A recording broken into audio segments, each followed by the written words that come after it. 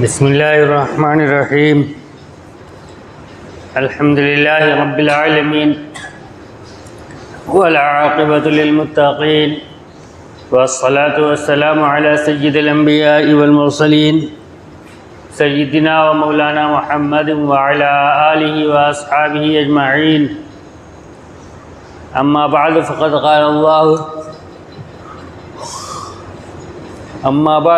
قال اللہ تبارک و تعالی فی القرآن المجید اعوذ باللہ من الشیطان الرجیم بسم اللہ الرحمن الرحیم الا ان اولیاء اللہ لا خوف علیہم ولا هم يحزنون وقال النبی صلی اللہ علیہ وسلم یروی عن ربہ تبارک و تعالی من عادى لي وليا فقد آذنته بالحرب او کما قال علیہ الصلاۃ والسلام۔ میرے محترم بزرگوں اور عزیز ساتھیوں، اللہ تبارک و تعالیٰ نے اس کائنات کو پیدا فرمایا اور اس کائنات کے اندر ایک نظام کو جاری فرمایا شریعت کا۔ آدم علیہ السلام سے لے کر حضرت عیسیٰ علیہ السلام تک جب دنیا کے اندر ضرورت محسوس ہوئی، اللہ تبارک و تعالیٰ نے دنیا کی اصلاح کے لیے اور دنیا والوں کو صحیح راستے پر لگانے کے لیے انبیاء کرام علیہ السلام کو مبعوث فرمایا۔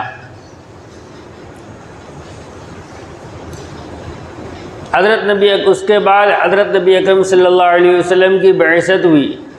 آپ کی بعثت کے بعد اللہ تبارک و تعالیٰ نے نبوت کا دروازہ بند فرما دیا،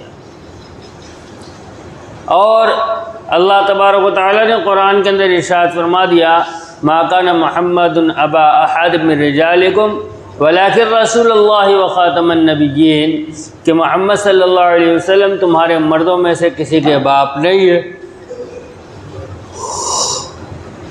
یعنی آپ کی کوئی اولاد نرینہ نہیں ہے جو بڑی عمر کو پہنچی ہو، لیکن آپ اللہ کے رسول ہیں اور نبیوں کے خاتم ہیں، یعنی آخری نبی ہیں۔ آپ اللہ کے رسول اور خاتم النبیین ہیں۔ آپ صلی اللہ علیہ وسلم کے بعد اب دنیا کے اندر کوئی نبی نہیں آئے گا، لیکن اللہ تبارک و تعالیٰ کا یہ ضابطہ ہے کہ اللہ تبارک و تعالیٰ ہر زمانے کے اندر اس زمانے کے اعتبار سے مصلح اور اس زمانے کے اعتبار سے اللہ تبارک و تعالیٰ دین کی حفاظت کرنے والے بھیجتے ہیں۔ ایسے ہی دین کی حفاظت کرنے والوں کو حضرت اللہ تبارک و تعالیٰ اور شریعت کے اندر ایسے لوگوں کو اللہ کا دوست کہا جاتا ہے۔ ان دین کی حفاظت کرنے والوں میں ایک بڑا نام حضرت شیخ عبد القادر جیلانی رحمۃ اللہ علیہ کا بھی۔ شیخ عبد القادر جیلانی رحمۃ اللہ علیہ، چونکہ مہینہ جو چل رہا ہے، اس مہینے کی مختلف تاریخوں کو لوگوں نے بیان کیا ہے کہ شیخ عبد القادر جیلانی رحمۃ اللہ علیہ کا تاریخ وصال ہے، اور مشہور یہ ہے کہ اس مہینے کی 11 تاریخ کو حضرت شیخ عبد القادر جیلانی رحمۃ اللہ علیہ کا وصال ہوا تھا۔ اس تعلق سے بہت ساری چیزیں معاشرے کے اندر رائج ہیں۔ ربیع الثانی کی 11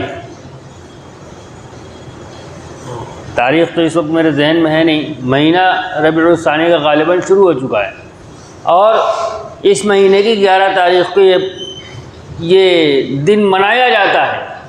شیخ عبد القادر جیلانی رحمۃ اللہ علیہ تھے کیا، اور کسی کوئی شخصیت کو ماننا یہ کیا چیز ہوتی ہے؟ شیخ عبد القادر جیلانی رحمۃ اللہ علیہ، ان کا خاندانی پس منظر کیا ہے، ان کی اپنی زندگی کیسی تھی؟ واقعہ لکھا ہے کتابوں کے اندر کہ شیخ عبد القادر جیلانی رحمۃ اللہ علیہ کے والد محترم یہ ایک دن راستے سے گزر رہے تھے، بھوک کی شدت کا احساس ہوا، دریا کے پاس سے گزر رہے تھے، دریا پر سے ایک سیب آ رہا تھا، اٹھایا اور اٹھا کے کھا لیا۔ کھانے کے بعد سمجھ میں آیا کہ یہ سیب تو کسی کے باغ کا تھا، میں نے اس کی اجازت کے بغیر یہ سیب کھا لیا۔ اسی دریا کے رخ پر لوٹے، واپس پہنچے ایک باغ کے پاس، سیب کا باغ تھا، تو سمجھ میں آیا کہ یہ سیب یہیں سے گرا تھا اور یہ سیب میں نے اٹھا کے کھا لیا۔ معلوم کیا کس کا باغ ہے، تو پتہ چلا عبداللہ صومعی جو اس زمانے کے ایک بڑے عالم تھے، ان کا باغ ہے۔ پہنچے ان کے پاس، ان سے کہا کہ آپ کے باغ کا ایک سیب میں نے کھا لیا ہے اور میں آپ کے پاس آیا ہوں کہ آپ مجھے معاف فرما دیجئے، بغیر اجازت کھا لیا ہے۔ انہوں نے کہا کہ میں تمہیں معاف کروں گا 2 شرطوں پر۔ ایک شرط تو یہ ہے کہ تمہیں اس سیب کے بدلے 10 سال تک ہمارے باغ کی نگرانی کرنی پڑے گی، دوسری شرط اس کے بعد بتاؤں گا۔ انہوں نے کہا سیب تو معاف کرانی ہی ہے، چلو یہی صحیح۔ 10 سال تک باغبانی کی ہے۔ 10 سال باغبانی کرنے کے بعد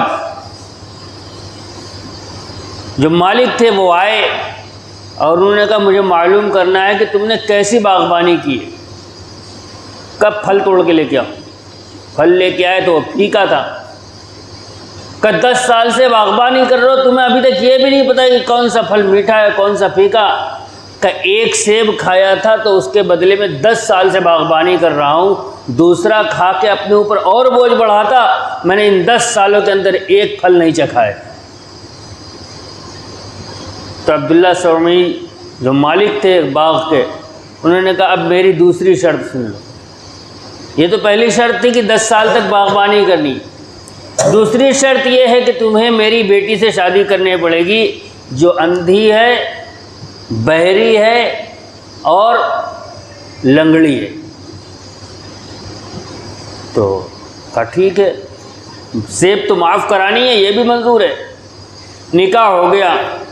نکاح ہونے کے بعد جب گھر پہنچے تو جو عورت رخصت ہو کے آئی ہے وہ انتہائی حسین و جمیل ہے اور بالکل صحیح و سالم ہے، وہیں سے واپس لوٹے اور آ کے کہا اپنے مالک سے جو اب سسر ہو چکے تھے، کہا کہ آپ نے تو مجھ سے ایسا ایسا کہا تھا، لگتا ہے مجھ سے ایک اور گناہ ہو گیا، میں نے ایک غیر محرم کی طرف دیکھ لیا، حالانکہ کیونکہ آپ نے بتلایا تھا کہ میری بیٹی ایسی ایسی ہے، بیٹی تو ویسی نہیں ہے، اس کا مطلب غیر محرم ہے۔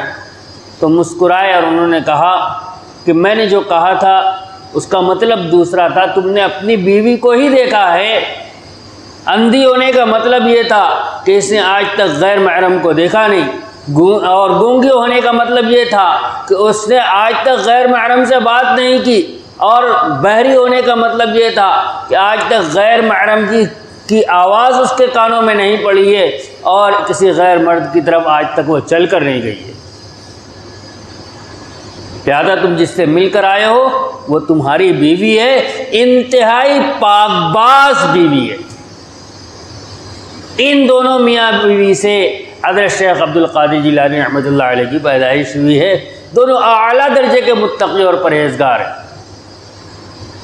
اور پھر واقعات لکھے ہوئے کتابوں کے اندر کہ ان کی والدہ نے ان کی تربیت ایسی کی ہے،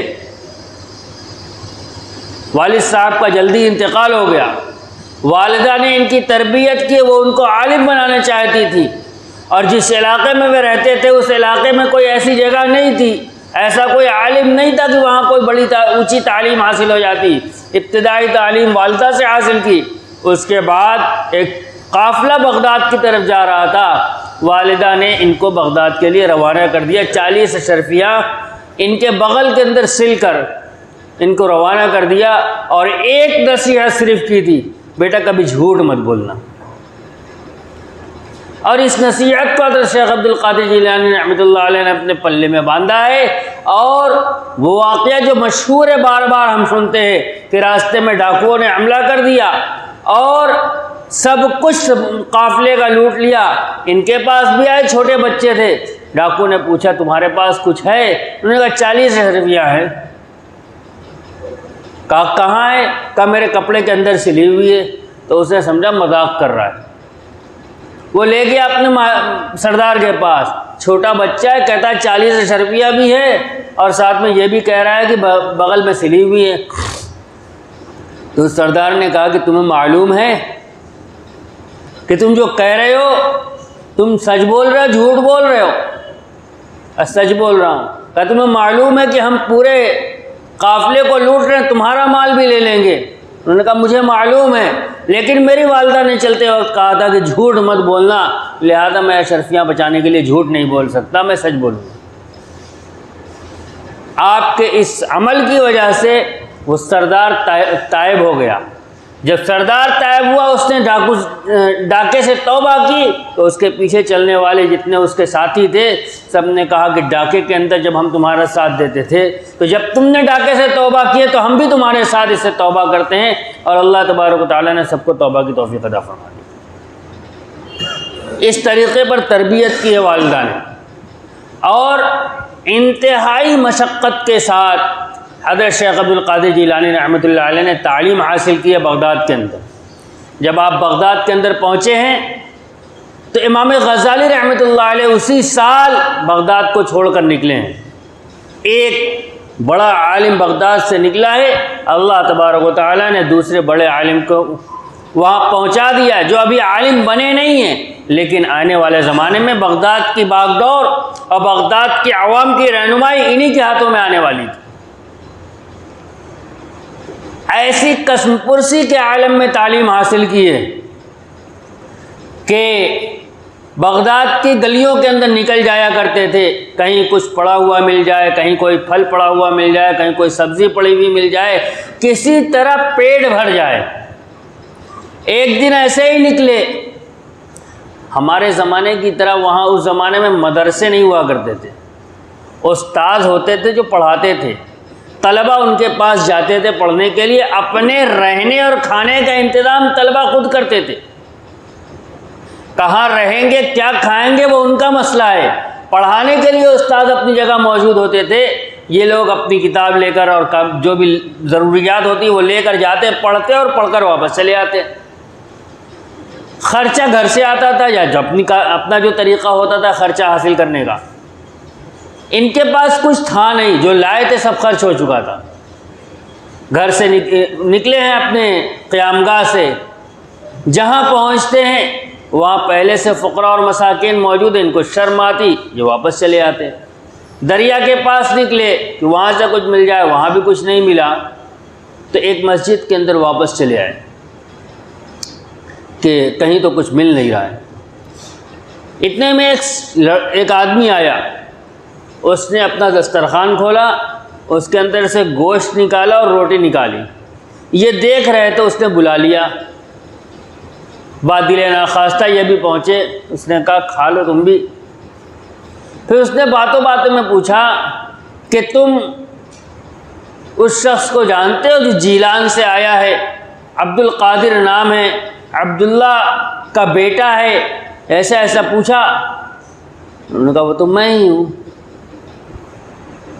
کب میں جیلان سے چلا تھا تو تمہاری والدہ نے 8 دینار مجھے دیے تھے، جس کا یہ کھانا میں نے خریدا تھا، اور 3 دن سے بھوکا ہوں، لیکن اس کھانے کو میں ہاتھ نہیں لگا رہا تھا۔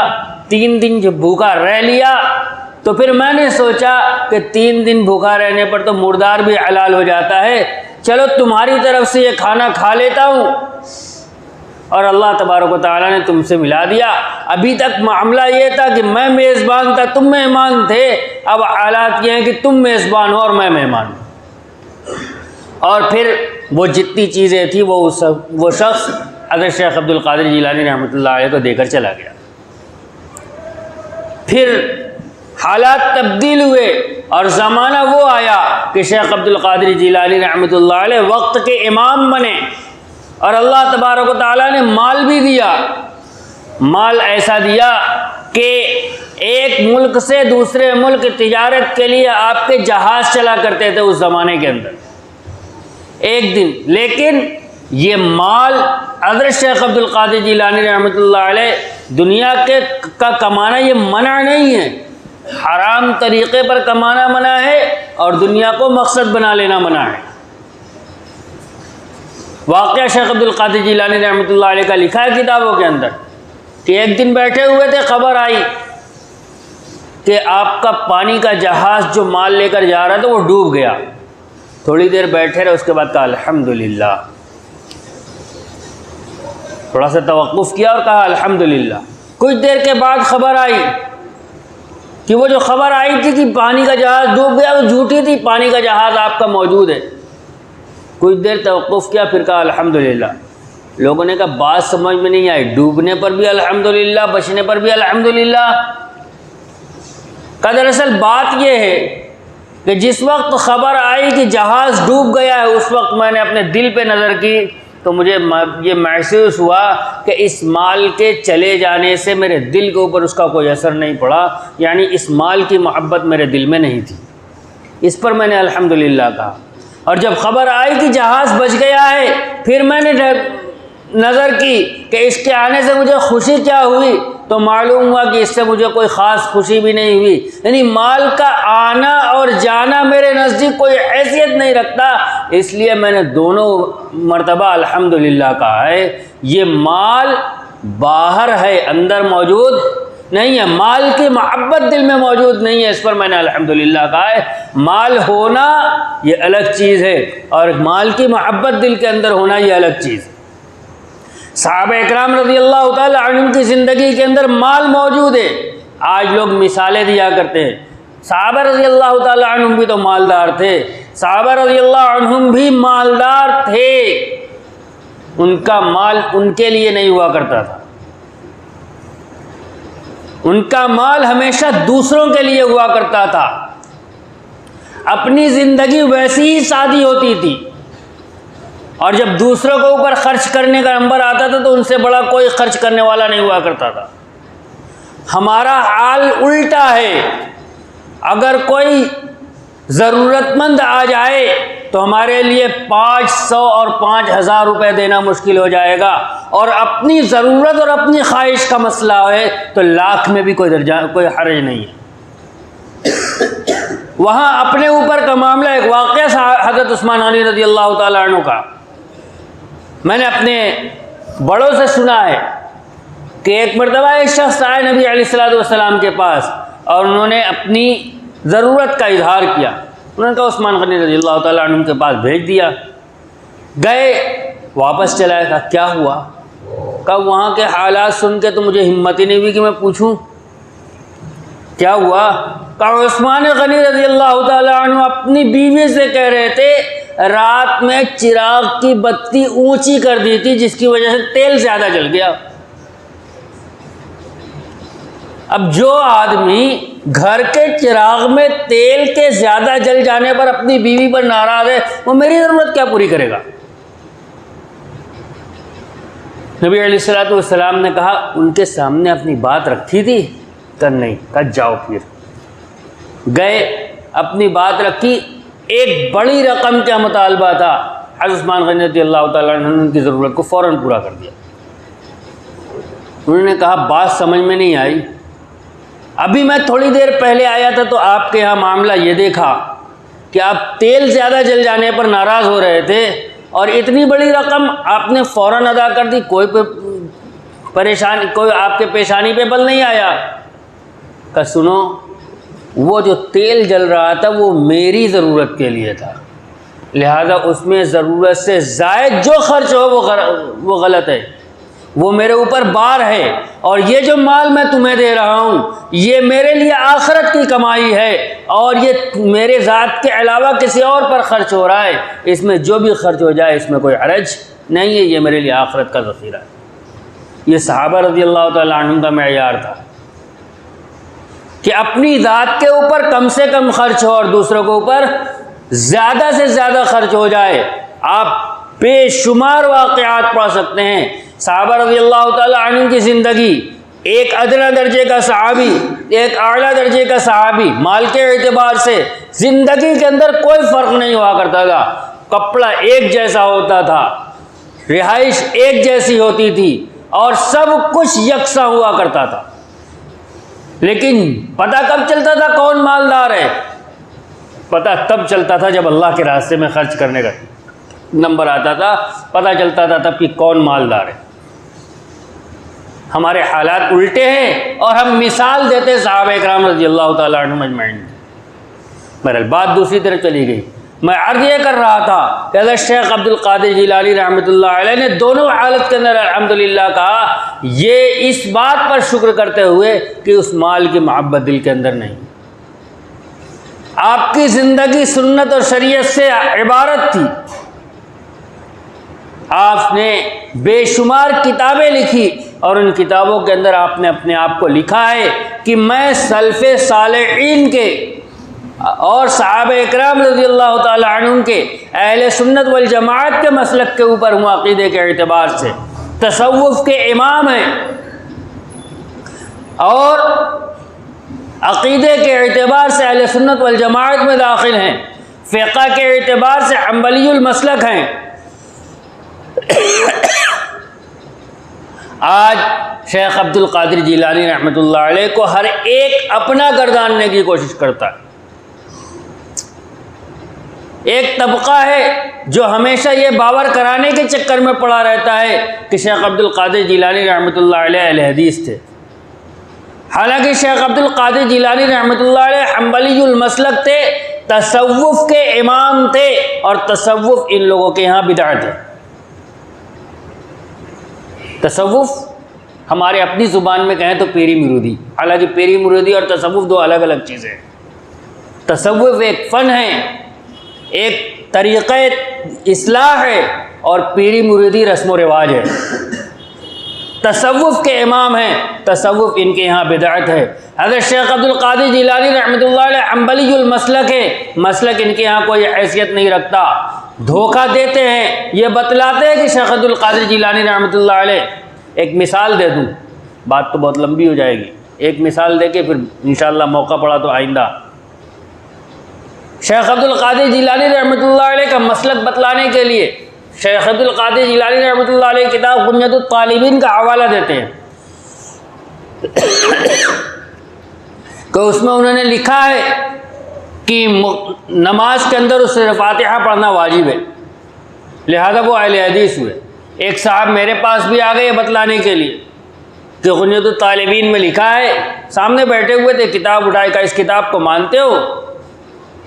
کہ یہ حضرت شیخ عبد القادر جیلانی رحمۃ اللہ علیہ کی کتاب ہے، حنبلی المسلک تھے، حنفی تو تھے نہیں کہ میں اس کتاب کو مانوں گا، وہ حنبلی تھے۔ نکالا، کتاب کھولی اور کتاب کھول کے مجھے دکھایا کہ دیکھو اہل حدیث تھے، انہوں نے لکھا ہے کہ سورہ فاتحہ پڑھنا واجب ہے۔ میں نے کہا بس اتنا ہی معلوم ہے۔ میں نے کتاب کا 100 صفحہ اور پلٹا اور پلٹ کے دکھایا کہ اس کتاب کے اندر لکھا ہوا ہے کہ جو مقتدی ہو اس کو سورہ فاتحہ نہیں پڑھنی ہے۔ اب وہ میرا چہرہ دیکھ رہے ہیں۔ میں نے کہا جتنا رٹایا گیا اتنا ہی آپ کو معلوم ہے، پوری کتاب میں کیا لکھا ہوا وہ تو آپ کو پتہ نہیں ہے، وہ آپ مجھ سے پوچھ لو کیا لکھا ہوا ہے۔ میں نے کہا اب آپ بتاؤ، آپ مانتے ہو؟ اٹھایا تو تھا۔ یہ دھوکہ میں آج صرف بتلا رہا ہوں۔ ہر آدمی اس چکر میں ہے کہ شیخ عبد القادر جیلانی رحمۃ اللہ علیہ کو اپنا بنا لے، حالانکہ شیخ عبد القادر جیلانی رحمۃ اللہ علیہ عقیدے کے اعتبار سے اہل سنت والجماعت پر تھے، اور فقہ کے اعتبار سے حنبلی مسلک کے ماننے والے تھے، اور حنبلی مسلک کے اندر یہی مسئلہ ہے کہ تنہا نماز پڑھنے والا اور امام سورہ فاتحہ ضرور پڑھے گا، مقتدی کے لیے سورہ فاتحہ پڑھنا ضروری نہیں ہے، پڑھ لے منع نہیں ہے۔ ہمارے یہاں منع ہے، ان کے یہاں پڑھ لے منع نہیں ہے، لیکن پڑھنا ضروری نہیں ہے۔ دوسرا طبقہ ہے جو اپنے آپ کو شیخ عبد القادر جیلانی رحمۃ اللہ علیہ کے ساتھ بہت زیادہ جوڑتا ہے۔ ایک صاحب نے تو یہاں تک کہا کہ نعرہ ہے کہ غوث کا دامن نہیں چھوڑیں گے۔ پکڑا کہاں ہے کہ چھوڑیں گے؟ شیخ عبد القادر جیلانی رحمۃ اللہ علیہ اپنی کتابوں کے اندر لکھ رہے ہیں اللہ کے علاوہ کسی اور سے سوال کرنا، اللہ کے علاوہ کسی اور سے مدد مانگنا حرام ہے۔ آپ انہی سے مدد مانگ رہے ہو، دامن کہاں پکڑا ہے؟ دامن پکڑنا کس کو کہتے ہیں؟ اتباع کا نام دامن پکڑنا ہے، پیروی کا نام دامن پکڑنا ہے۔ آپ نے سب سے پہلے اسی کے اوپر آرا چلایا ہے جس کو حضرت شیخ عبد القادر جیلانی رحمۃ اللہ علیہ نے سب سے پہلے منع فرمایا ہے، اور اس کے بعد دعویٰ یہ ہے کہ غوث کا دامن نہیں چھوڑیں گے۔ موجودہ زمانے کے اندر حنبلی المسلک جو امام ہیں، حنبلی المسلک جو لوگ ہیں، ان کے بارے میں آپ کا فتویٰ یہ ہے کہ وہ دائرہ اسلام سے خارج ہیں، اسی حنبلی مسلک کے ماننے والے حضرت شیخ عبد القادر جیلانی رحمۃ اللہ علیہ، پھر وہ آپ کے امام کیسے ہو گئے؟ لہذا جو میانہ روی ہے وہ یہ ہے کہ شیخ عبد القادر جیلانی رحمۃ اللہ علیہ کی جو تعلیمات ہیں توحید کے سلسلے میں، آپ کی جو تعلیمات ہیں تصوف کے سلسلے میں، ہر چیز کو اس کے اعتبار سے ماننا اور ہر ایک کو اپنی جگہ پر درست ماننا، یہ الحمدللہ اہل سنت والجماعت کا طریقہ ہے۔ چاروں فقہ اپنی جگہ پر حق ہے، تصوف اپنی جگہ پر حق ہے، اور تمام اولیاء اکرام علیہم السلام جن کی کرامات ہیں، ان کرامات کو مانتے ہوئے ہم یہ مانتے ہیں کہ یہ کرامات اللہ تبارک و تعالیٰ کی طرف سے آئی تھی، کسی ولی کا اس میں اختیار داخل نہیں تھا۔ یہی اہل سنت والجماعت کا مسلک ہے، کرامات الاولیاء حق، کہ اولیاء کی کرامت حق ہے، لیکن اس میں قدرت اللہ تبارک و تعالیٰ کی ظاہر ہوتی ہے، بندے کی ظاہر نہیں ہوتی۔ باتیں کچھ منتشر ہو گئی، اللہ تبارک و تعالیٰ ہمیں سمجھنے اور عمل کرنے کی توفیق عطا فرمائے۔ وآخر دعوانا ان الحمد للہ رب العالمین۔